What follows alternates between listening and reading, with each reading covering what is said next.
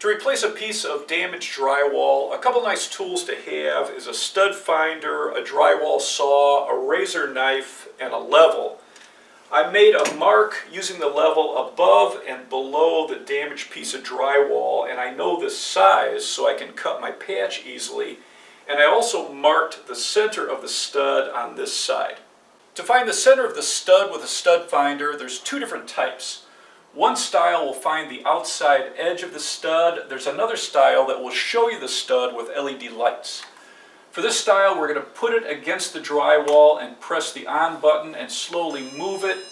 We get a sound and a light showing that this is the outside edge, so I would mark the wall here. I'd move it past the stud, come back the other direction, and now find the other side. I would put 2 marks here, and then I would make a mark for the center of the stud. Now that I've marked the center of the stud on this side and the top and the bottom of my opening, I'm going to use a drywall saw for the area around the studs, and I'll use a razor knife to cut over the studs.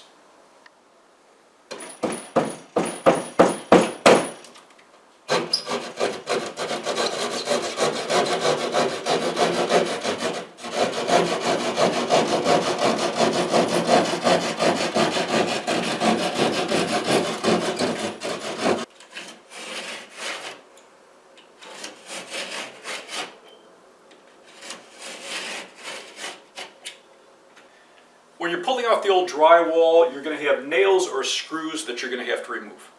Now that the opening is a uniform size and I have the sides at the center of studs, I can cut a drywall patch.